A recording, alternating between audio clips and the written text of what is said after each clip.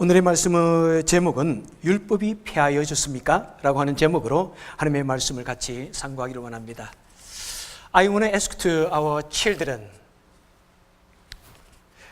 anybody here who want to be a lawyer in the future? Like an attorney, prosecutor, a judge? Raise your hand. Oh, nobody want to be a lawyer here? Okay. Do you like law? 과연 우리가 예수를 믿으면서 구약에 나오는 수많은 법들을 지켜야 되는가 하는 그런 문제에 대해서 같이 말씀을 나누기를 원합니다. 사도 바울이 구원을 얻는 것은 우리가 율법을 따르기 때문이 아니라, 율법을 준수하기 때문이 아니라 오직 하나님의 은혜로 말미암아 구원을 얻는다는 그런 말씀을 해 주셨습니다. 그랬더니 많은 사람들이 생각하기를, 그러면은 우리에게 율법은 필요가 없네, 오히려 율법이 우리를 죄를 짓게 하는구나, 율법을 없애는 것이 좋지 않나요? 그러면서 오히려 율법을 무시하고 그리고 말씀대로 살지 않는 그런 사람들이 많이 늘어났습니다. 자, 그런 사람들에 대해서 사도 바울이 본문에 하는 말이 무엇입니까? 그런즉 우리가 무슨 말을 하리요? 그러면 우리가 죄를 지어도 되느냐? 율법이 죄냐? 율법이 필요 없느냐? 이렇게 묻고 있습니다. 여러분 어떻게 생각하십니까? 율법이 죄인가요? 우리는 구약의 그 모든 율법들을 지키지 않아도 됩니까? 실제로 저는 자라나면서 그런 이야기를 많이 들었습니다.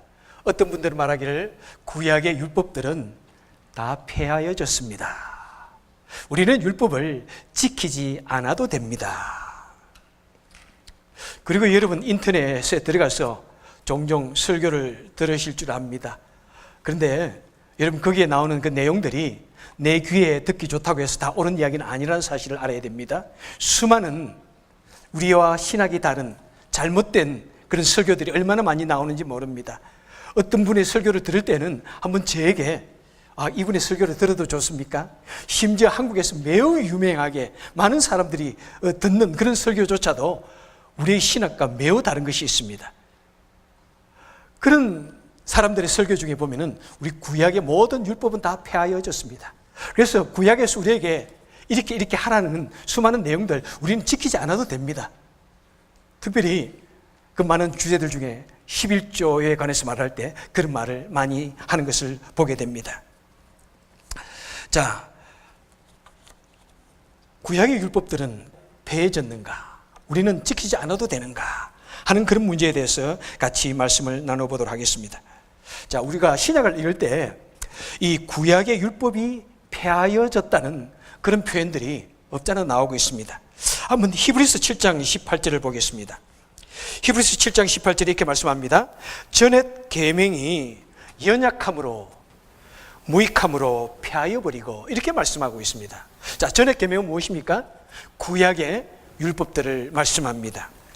자, 구약의 모든 계명들은 연약하고 무익하다 이렇게 말씀하는 것 같지만은 구약의 계명이 연약하고 무익하다는 것이 아니라 사실은 우리 사람들이 너무 연약하고 그래서 구약의 율법들을 다 지킬 수가 없다는 것입니다. 그래서 우리가 구원을 얻는데 그 구약의 율법은 우리에게 유익을 줄 수가 없다 이렇게 말씀하고 있습니다.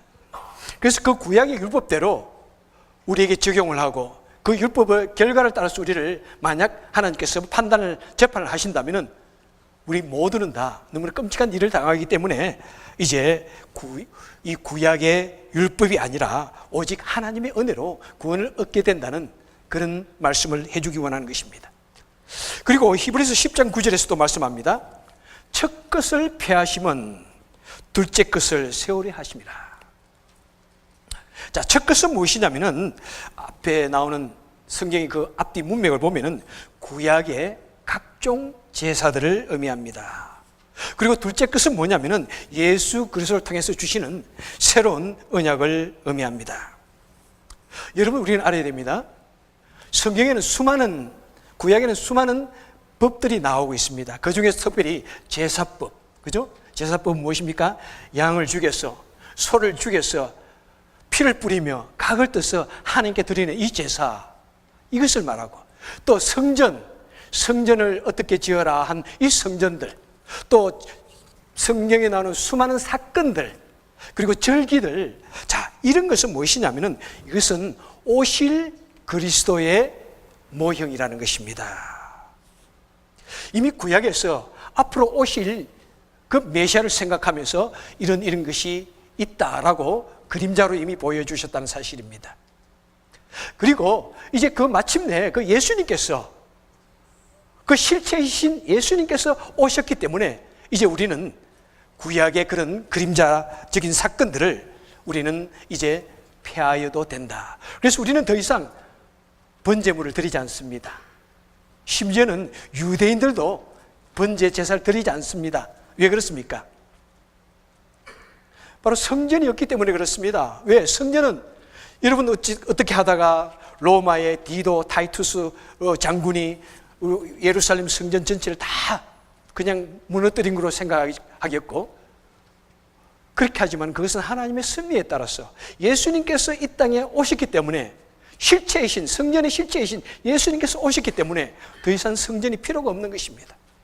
그래서 이 이슬람과의 그 관계 때문에 지금도 이스라엘은 성전을 세울 수가 없습니다. 왜? 바로 하나님께서 성전의 실체이신 예수님이 오셨기 때문에 하나님께서 강권적으로 그것을 막으시고 있는 것입니다. 그렇기 때문에 우리는 더 이상 구약의 그런 제사나 그런 절기나 성전에 관한 법들을 우리는 지킬 필요가 없다는 사실입니다. 그리고 예수님께서 마태복음 5장 17절에서 이렇게 말씀하십니다. 내가 율법이나 선지자나 폐하러 온 줄로 생각하지 말라. 내가 오히려 완전케 하려 함이라. 이렇게 말씀하고 있습니다. 자, 이 말씀은 무엇입니까? 이것은 구약에서 고대하던 그 메시아이신 예수 그리스도가 오셨기 때문에 그 구약의 희미했던 그 그림자와 같은 그런 모습들은 이제 예수님을 통해서 매우 구체적으로 확실하게 이렇게 완성되었다는 그 말씀을 주님께서 말씀해 주신 것입니다. 그리고 또한 이제 세 번째로 생각해 볼 것은, 구약에 보면은 수많은 음식들이 나오고 있습니다. 그죠? 음식들. 자, 이런 거는 먹지 마세요. 저런 거는 먹지 마세요 하는 그런 많은 내용들이 나옵니다. 자, 레위기 11장에 보니까 우리가 생각하기 쉬운 것은 약대, 낙타를 먹지 마라. 돼지를 먹지 말라. 토끼를 먹지 말라. 뱀장어나 미꾸라지 이런 거 먹지 말라. 이렇게 말씀합니다.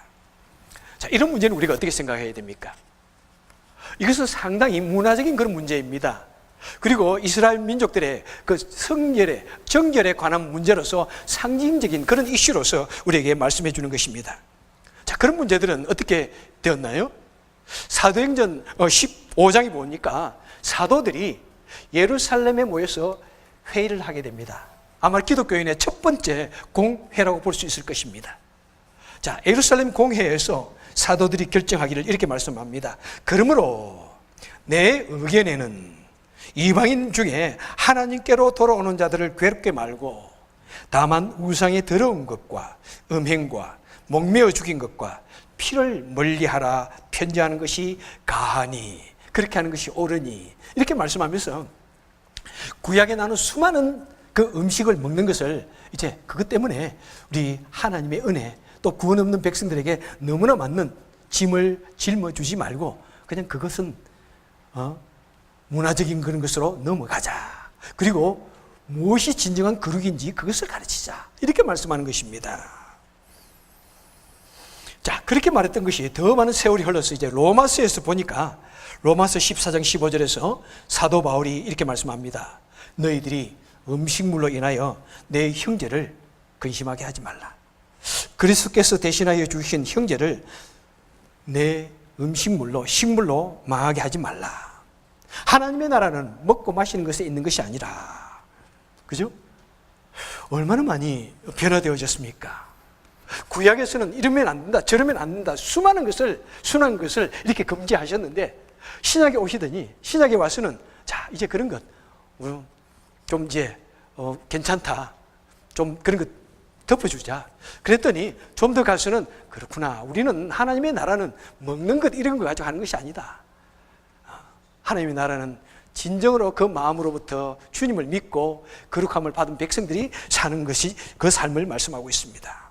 자, 왜 이렇게 말씀하고 있나요? 이것을 일컬어서 신학적인 용어로 계시의 점진성이다 이렇게 말씀하고 있습니다.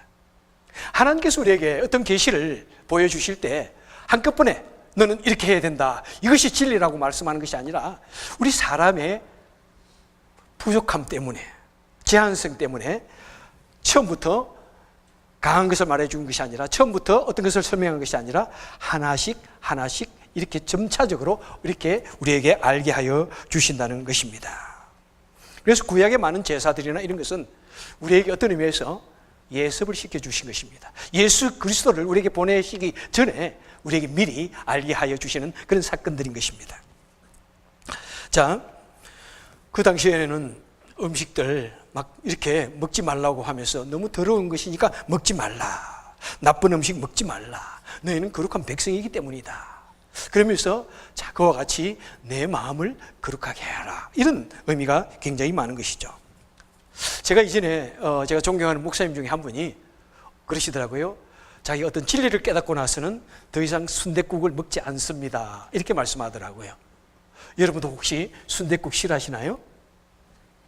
혹시 그런 의도로 순댓국을 드시지 않는 분 계시나요? 물론 저는 그것을 꼭 먹으라고 강조하거나 순댓국을 어떻게 가지고 시험을 하고 싶은 마음은 없습니다. 그런데 그 말씀은 진리를 절반만 깨달은 것이라고 저는 볼 수가 있는 것 같아요. 만약 순댓국에 피가 들어가기 때문에 안 먹는다고 그런다면은 돼지고기도 안 먹어야 돼요, 그죠? 우리 한국 사람들 좋아하는 장어도 먹지 않아야 되고, 또 미꾸라지도 먹지 않아야 되고, 먹지 않아야 될 게 얼마나 많은지요. 우리는 하나님의 백성으로서 하나님의 구원함을 얻었기 때문에 그 모든 음식을 다 깨끗하게 해주신 그 하나님을 믿으면서 또 우리 하나님의 은혜로 말미암아 우리는 또 그런 것은 얼마든지 우리 마음에 양심에 끄리낌이 없이 또 섭취할 수가 있는 것입니다. 자, 그런 문제들을 우리는 더 이상 율법으로 우리는 얽어맬 필요가 없습니다. 아마 우리 자녀들에게 대해서도 마찬가지입니다. 우리 자녀들 아마 집에서 오늘 아침에 야단 맞고 나온 친구 없나요? Anybody here who scolded by your parents? Don't do these things. 우리 자녀들에게는 끊임없이 가르쳐야 됩니다. 그죠? 이렇게 하면 안 돼, 저렇게 하면 안 돼. 왜 그렇습니까? 우리 아이들이 연약함이 하기 때문에, 아직 알지 못하기 때문에 그렇습니다. Do not steal. 성경에서 도적질 하지 마라. 왜 그렇습니까? 그것은 나쁜 것이다, 이렇게 가르쳐 주는 것이죠. Do not lie. 거짓말하면 안 돼, 이렇게 가르쳐 줍니다, 우리 아이들에게. 그런데 어른들에게 Do not lie, do not steal 이렇게 하는 사람이 있습니까? 어른들이 이제 그렇게 했다가는 어떻게 되나요? 아마 그에 대한 법의 심판을 받게 됩니다. 그래서 우리 부모들이 자녀들에게 매우 어릴 때는 강력하게 가르칩니다. 이렇게 하면 안 돼, 저렇게 해야 돼. 그것이 무엇입니까? 바로 법입니다. 법입니다. 하지만은 그 어린 아이들이 이제 자라서 사물을 분간할 수 알고 선악을 분간할 수 있을 때 더 이상 부모들이 이렇게 저렇게 말을 하다가는 부모와 자녀 간에 의상하게 됩니다. 그죠? 서로 등 돌리게 돼요. 아빠, 내가 아직도 어린아이인 줄 아세요? 이렇게 말하면서 굉장히 싫어할 겁니다. 그리고 계속해서 그러면은 아마 부모를 가까이서 대하는 것을 매우 불편해 할지도 모릅니다. 자, 그래서 우리는 자녀들에게 여러 가지를 가르치듯이 바로 구약의 여러 가지 내용들을 성경은 우리에게 이것은 나쁜 것이고 저것은 좋은 것이다 라고 가르치는 의미에서 우리에게 율법을 주셨습니다. 자, 또한 이 구약의 율법들이 무시한 것 같지만은 어떤 경우는 율법주의를 경고하는 내용인 것을 우리는 알아야 됩니다. 로마서나 이 갈라디아서에서는 율법을 공격하는 것 같은 그런 표현이 종종 나옵니다. 이것은 율법 자체를 공격하는 것이 아니라 율법주의를 공격하는 사실인 것을 알아야 됩니다.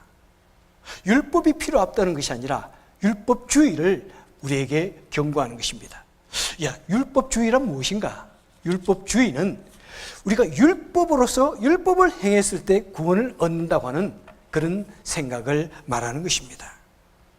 그래서 율법은 나쁜 것이 아니지만은 율법주의는 우리가 매우 심각하게 경계해야 할 것입니다. 그래서 우리는 아무도 율법을 지켜서 구원을 얻는 것이 아니라 오직 하나님의 은혜로 말미암아, 하나님의 거룩한 십자가의 죽음으로 말미암아 우리가 구원을 얻게 된다는 것을 우리에게 말씀해 주기 원하는 것입니다. 그 다음에 또 한 가지는 유대주의를 우리에게 경고하기 위해서 때로는 율법을 무시하는 것 같은 그런 내용도 있습니다. 마태복음 5장 38절에서 예수님께서 이렇게 말씀합니다.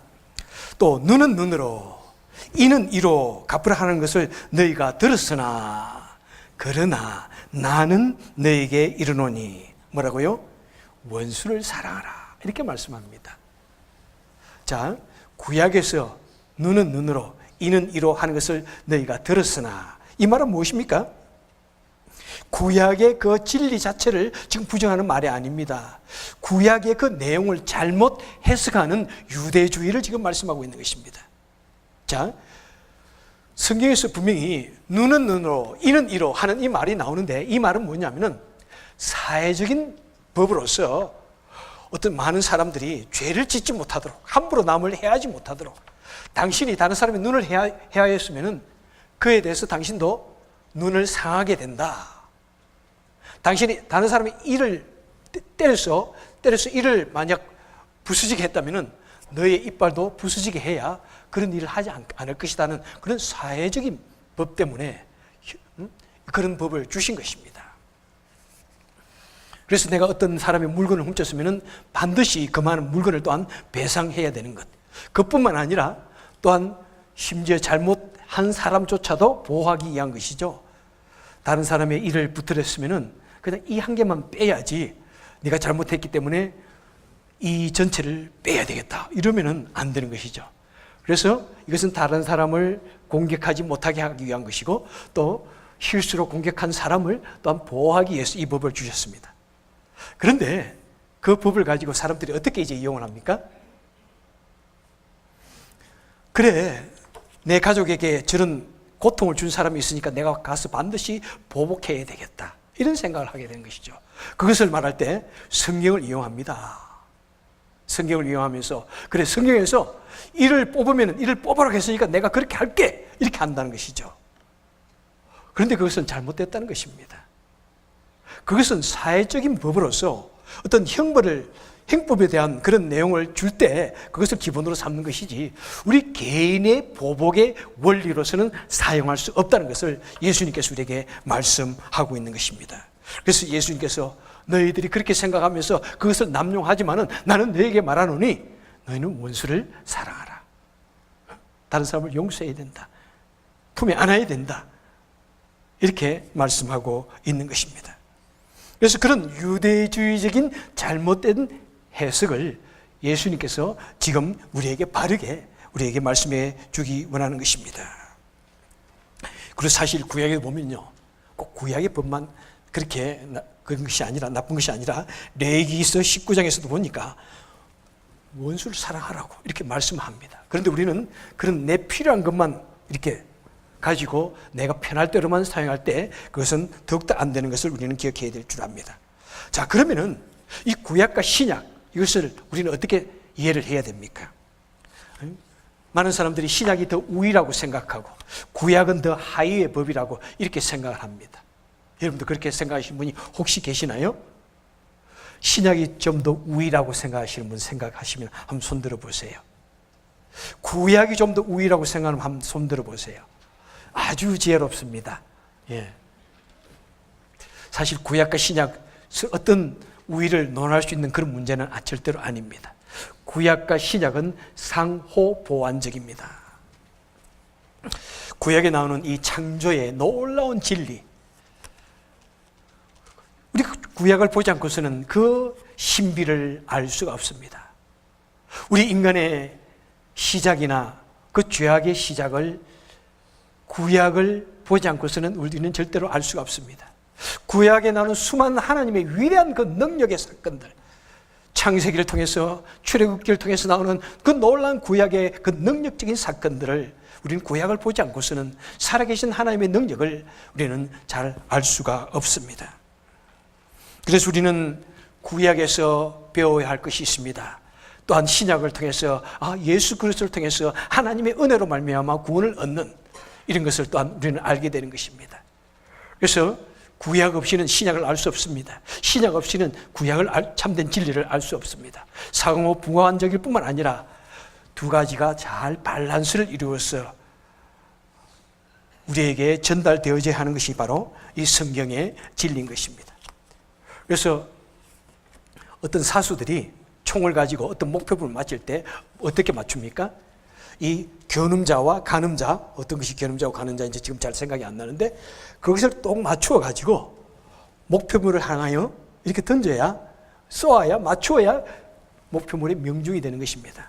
그래서 구약과 신약, 그 다음에 우리 인생의 삶이라는 문제를 항상 맞추어 가는 것이, 그것을 하는 것이 이 설교입니다.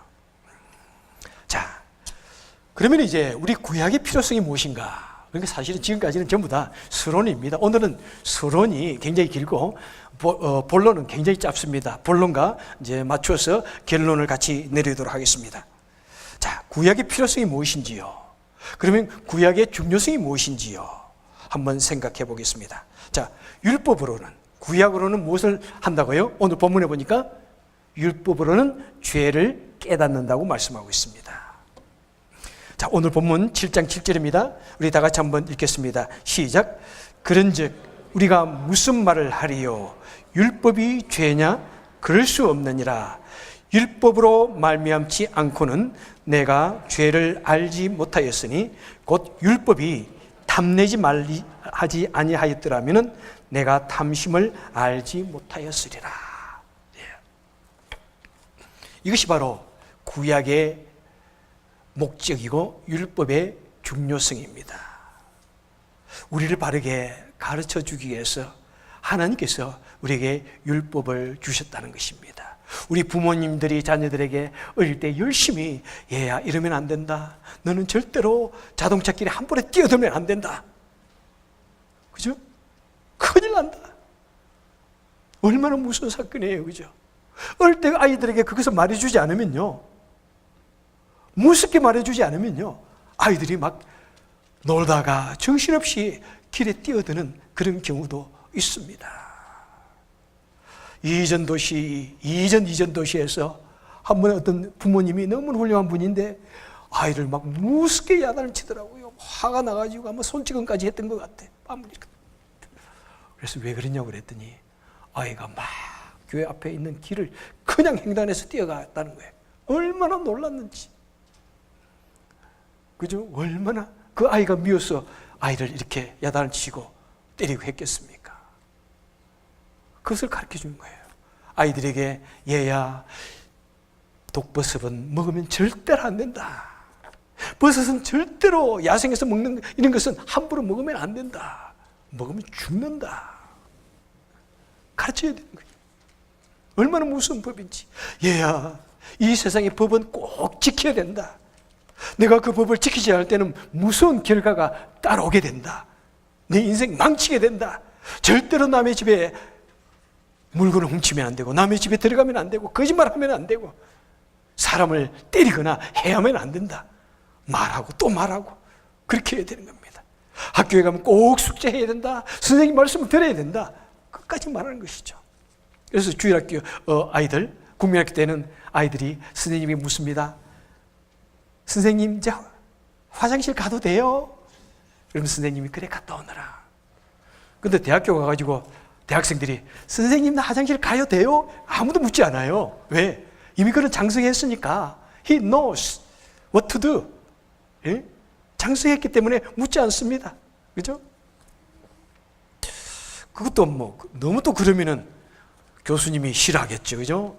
여러분들 화장실 수업 시작하기 전에 다녀오세요. 뭐 이렇게 너무 심하면은 안 되는 것 같아요. 그죠? 로마서 3장 20절에서도 말씀하십니다. 율법으로는 죄를 깨달음이라. 성경에 나오는 수많은 그 계명들은 바로 우리로 하여금 죄가 무엇인지를 알게 해주기 위해서 주셨다는 이 중요한 율법의 가치가 있습니다. 자, 두 번째로 율법의 가치는 무엇입니까? 우리는 율법을 통해서, 법률을 통해서 이 사회에 질서를 세우고 공의를 세웁니다. 여러분, 이 세상에는 법이 있습니다. 참 법도 많아요. 사실은 여러분, 형법, 그 다음에 미국 같은 나라는 스테이트 법이 있고요, 또 주법이 있습니다. 주법만 있나요? 시법이 또 있어요. 야, 여러분 그거 다 아세요? 야, 그 법을 잘 아는 사람들은 그걸 굉장히 악용하는 것도 참 많이 봤습니다. 그 주법, 시법, 스테이트법 사이를 타고 다니는 그런 나쁜 사람도 있더라고요. 법을 너무 잘 아니까. 우리는 이 세상에 그런 법들이 때로는 매우 불편할 거예요. 누구에게? 범죄자들에게. 얼마든지 자동차를 그냥 100마일로 확 달리고 싶습니다. 그죠? 그럼 얼마나 좋아요? 그냥 프리웨이에서 100마일로 달리고 싶습니다. 그런데 그 프리웨이에 70마일, 55마일 딱 적혀 있습니다. 이것이 법입니다. 얼마나 그 법을 지키기 싫은 사람은 누가 저 법을 만들어 놨어? 매우 싫겠지요. 그리고 절대로 다른 사람의 프로퍼티에 들어가면 안 돼. 다른 사람을 때리면 안 돼. 도둑질하면 안 돼. 여러분, 강도들은 얼마나 그런 법이 싫을까요? 그런데 우리 같이 연약한 사람들은요, 그 법이 없으면 어떻게 됩니까? 우리 아마 집에서 잠도 제대로 못 잘 거예요. 그죠? 언제 강도가 들어와서 우리 집안의 물건을 탈취하고 내 가족을 해하고 우리에게 고통을 줄지 무섭지 않습니까? 우리는 그런 법이 있기 때문에 우리는 편안하게 잠을 잡니다. 좀 편안하게 잠을 잘 수 있어요. 그런 법이 있음에도 불구하고 얼마나 이 세상에 수많은 무서운 사건들이 많이 일어나는 것인지요. 그런 일을 저지르지만은 그 일을 저지른 사람들은 그에 상하는 벌을 받게 됩니다. 그래서 그것을 집행하는 경찰이 있고 검사가 있고 재판관이 있습니다. 그리고 감옥이 있습니다. 하지만 우리는 그런 경찰을 볼 때 안정감을 느낍니다. 저 사람들이 나를 보호해 주는구나. 바로 법률은 이 사회에 질서를 세우고 공의를 세워주는 것입니다. 자, 세 번째로 율법의 중요성은 무엇입니까? 바로 가장 중요한 것은 율법은 우리 사람들을 예수님께로 인도하신다는 사실입니다. 갈라디아서 3장 24절에서 이렇게 말씀합니다. 율법은 우리를 십자가로 인도하는 몽학선생이다. 몽학선생. 생전 처음 들어보는 말입니다. 그런데 초등교사다 이렇게 말씀하는 것입니다. 율법은 어린 아이들을 인도하는 그런 초등학교 교사와 같은 사람이다 이렇게 말씀하는 것입니다. 아이들이 아무것도 모르기 때문에 주일학교에서는 열심히 이렇게 하면 안 된다, 저렇게 하면 안 된다, 이렇게 해와야 된다, 우리 부모님들이 열심히 가르치는 그런 것을 일컬어서 몽학선생이라고 이렇게 말씀하고 있습니다. 여러분, 율법이 무엇이라고요? 우리를 예수님께로, 우리를 하나님께로 인도하는 그런 선생님과 같다고 사도 바울은 표현을 하고 있습니다. 왜 그렇습니까? 여러분, 우리가 율법을 지키려고 매우 애를 쓰지만은 사실 율법을 잘 지킬 수가 있습니까? 다 지키지 못합니다. 구약의 법만 법이 아니라 신약의 법도 마찬가지입니다. 내가 마음으로부터 남을 미워하면 곧 그것이 살인한 것이다. 내가 마음으로부터 음란한 생각만 가져도 그것이 곧 간음한 것이다. 내가 다른 사람의 물건을 조금만 탐하는 마음이 생겨도 곧 그것이 도적질한 것이다. 이렇게 말씀합니다. 여러분, 우리가 그 법 앞에서 과연 담대하게 살아남을 자가 누가 있습니까? 그래서 그런 법들을 보면서 내가 절망을 하게 됩니다. 나는 이 법 앞에서 도저히 살아남을 수가 없구나. 그래서 사도 바울처럼 어라 나는 공고한 자로다, 누가 이 사망의 몸에서 나를 건져내랴, 이런 탄식을 할 수밖에 없습니다. 그런 탄식을 할 때 우리는 어떻게 생각합니까? 그렇구나, 내 방법으로서는, 인간적인 방법으로서는 내가 절대로 죄 앞에서, 이 율법 앞에서 내가 바르게 설 수가 없구나, 내가 구원을 얻을 수 없구나, 내가 완전할 수가 없구나, 나는 너무나 연약한 존재구나, 나는 죄악의 존재구나, 그렇게 깨달으면서 어떻게 하게 됩니까? 오, 그렇구나, 오직 하나님만이, 오직 예수님만이 이 무서운 죄악의 법을 해결해 주실 수 있는구나, 그렇구나, 오직 하나님의 은혜만이 나를 이 죄악에서 구원해 주실 거구나, 오직 예수님만이 나를 이 무서운 죄악의 값에서 구원해 주시겠구나. 오 주님, 오 하나님, 내가 주님 앞에 갑니다. 오 하나님, 주님, 하나님 없이는 나는 아무것도 없습니다. 그러면서 어떻게 하게 됩니까? 전부 여지없어서 손 들고 옵니다. 이런 찬양이 나오게 되는 거예요. 여러분, 우리 주님 없이는 우리는 죄악으로 말미암아 멸망할 수밖에 없습니다. 영원한 우리 죄값으로 말미암아 영원한 그 지하 던전에서, 감옥에서 우리는 헤어날 방법이 없습니다. 우리 모든 교만함을 다 내려놓고 오직 우리 모든 죄를 사해 주시는 그 예수님께 내 자신을 온전히 맡기고, 하나님 없이는, 예수님 없이는 나는 도저히 불가능합니다 라고 항복하며 하나님 앞에 나오게 될 때 우리는 그 놀라운 하나님의 은혜로 말미암아 영원한 축복, 영생을 누리게 되는 것입니다. 우리 다 같이 이 찬양 같이 부르면서 우리 말씀을 마치도록 하겠습니다. 전부 여지없어서 손 들고 옵니다.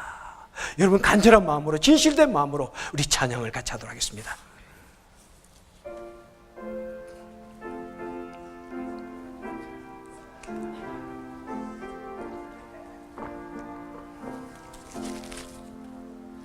전부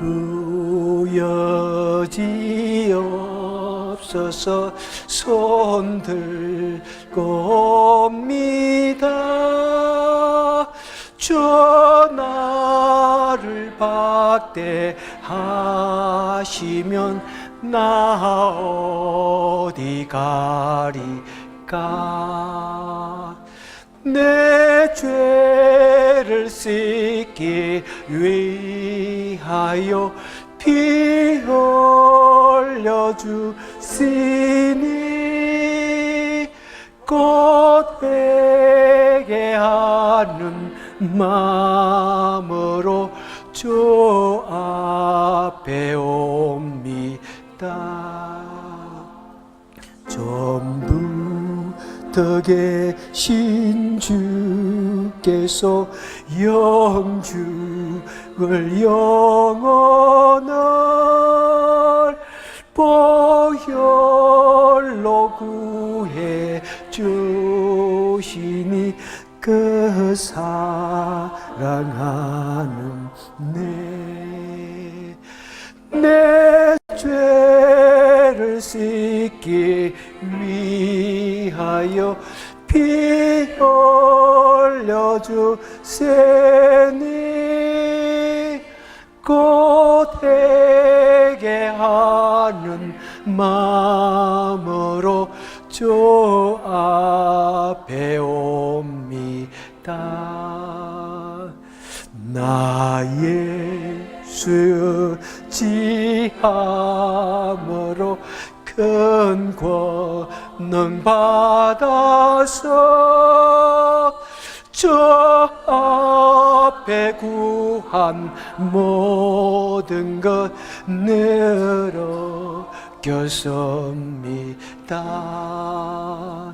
내 죄를 씻기 위하여 피 흘려 주시니 곧 회개하는 마음으로 주 앞에 옵니다.